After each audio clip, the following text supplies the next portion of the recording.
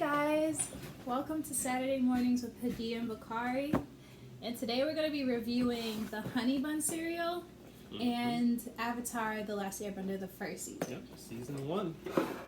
So my first impression is that it is very sweet. Other than that, I don't think it really retains like the Honeybun flavor. You know, obviously this is cereal, so it's dry. There's, yeah.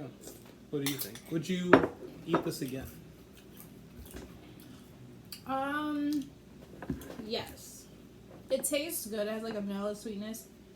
I would eat it again, but I wouldn't purchase it again. It's too sweet for me. What about for you? Would you eat it again? Gotcha. It's a tough sell for me on eating it again because it is incredibly sweet.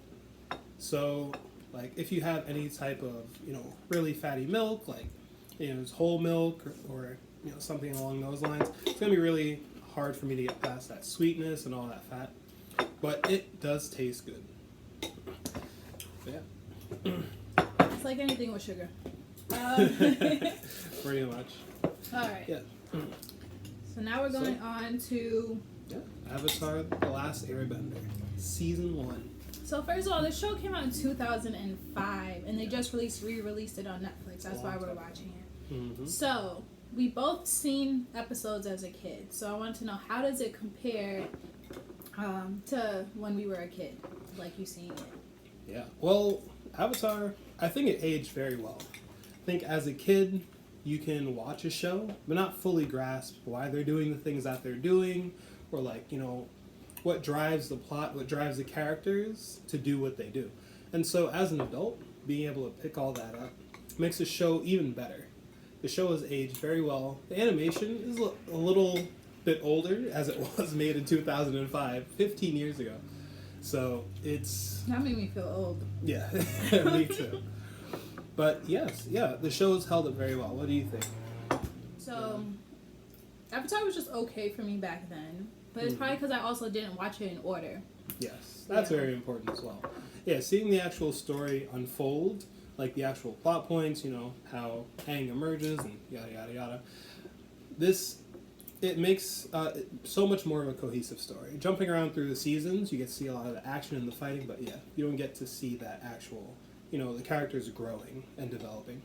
Which, brings me to my first point. Like, do you think that Sokka got better as the season progressed? Because in the beginning, he seemed to be very sexist, like extremely sexist towards everyone that he met, really.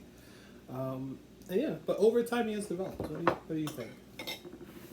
I think he's getting better, but I don't think it's for any fault of his own. I feel like it's because he wants to date girls, so he knows he can't say certain things anymore if he wants to get those girls. And I feel like he is starting to see different girls of different abilities, and that does help. Like especially when they went to that Earthbender town and he learned from those girls from Suki. Yeah, and I remember in that town he said, "I used to think of you as a girl, but now I think of you as a warrior," which was one of the most ignorant things I heard from Sokka. I'll ask you this question. Aang and Katara's relationship. Do you think it is inappropriate? Aang is 12, 112, but the mindset of a 12-year-old nonetheless. And Katara is 14 in this first season. Yeah. Aang has a huge crush on Katara. Katara seems iffy if she has a crush back sometimes. What do you think? She does. I don't think it's inappropriate. I think that they're children on a journey to save the world. And so if you're spending that much time camping and just hanging out with each other over time, you're going to develop feelings for each other. Does Katara have to like Aang back? I think their relationship is fine. I think that if a 12-year-old and like this 14 and 15-year-old are going to be together, I think that's difficult. Gross. No, it's a little weird.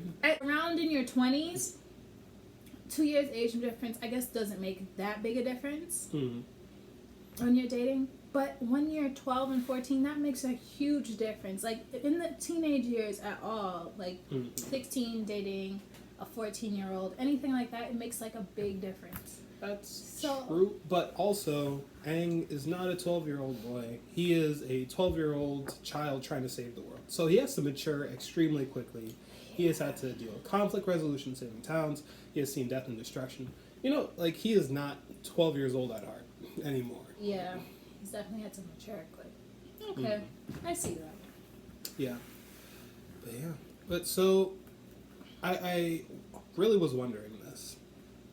Because of your question about Iroh.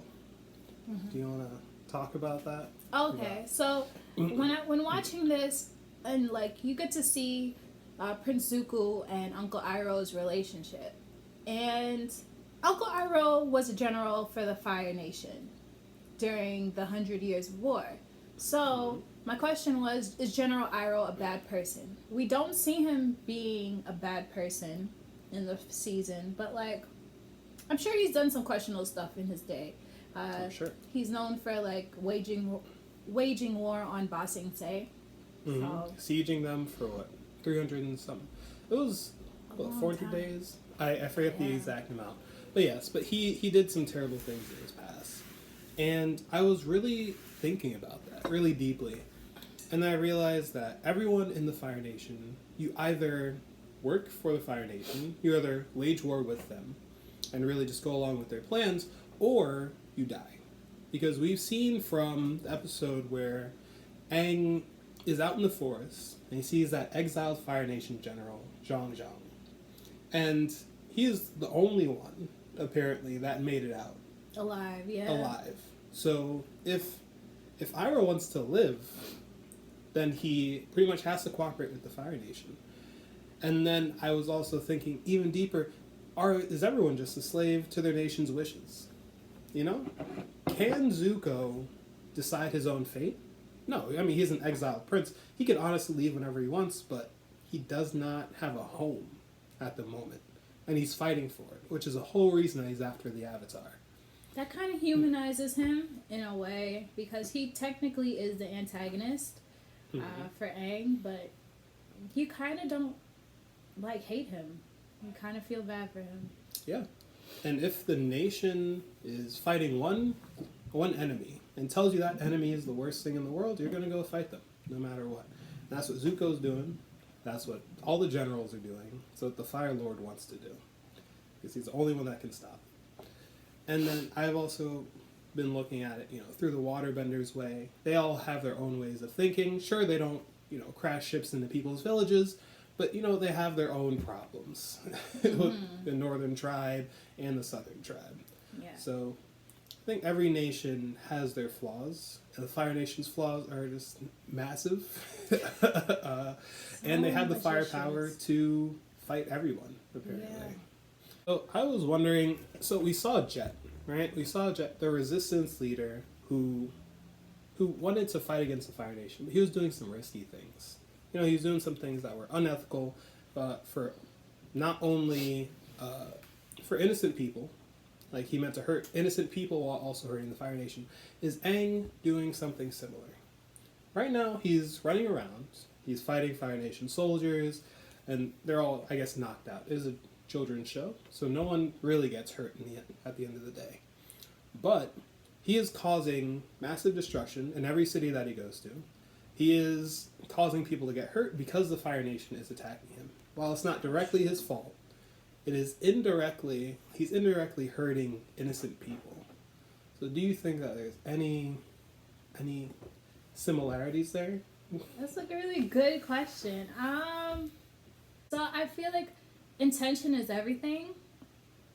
And if you know you're hurting some innocent people in the process, you're not a great person, and you're just probably as bad as the Fire Nation leader. Because you're letting your goal get in the way of what's right. Whereas Aang, he tries to save as much people as he can. So his intention is to save everybody as the Avatar. So I feel like there's not really similarities. I think there's more similarities between Jet and the Fire Lord. Yes. Or Prince Zuko, if you think about it. Prince Zuko. Because I feel like Prince Zuko's intention, he knows he's hurting innocent people, and he threatens people all the time. Yes.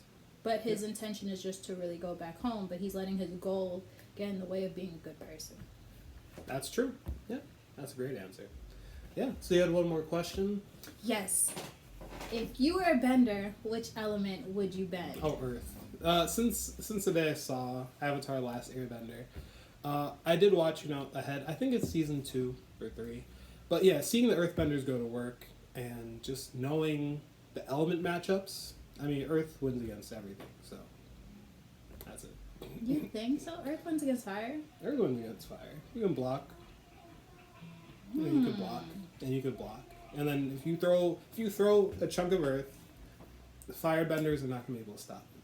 Waterbenders might be able to stop it. Airbenders deflect it. Fire can't stop it. I'll probably be an airbender because my thing is accessibility, and if you're not near water, you can't bend. That's very true. So yes. I'll be an airbender. That's a great option. Yeah, air is everywhere. You need it to breathe. You can fly. You can fight extremely well. We've seen Aang do some pretty incredible stuff with air. The volcano episode in particular is what I'm talking about. Mm-hmm. And yeah, I mean it's phenomenal. So yeah, good choice. All right. So, yeah. I think that wraps up our discussion here today. Saturday mornings, Avatar: The Last Airbender season 1. I'm excited to watch season 2. Me too. We're gonna watch it this week and probably do a video next week. All right. Thank you guys for watching. Have a great day.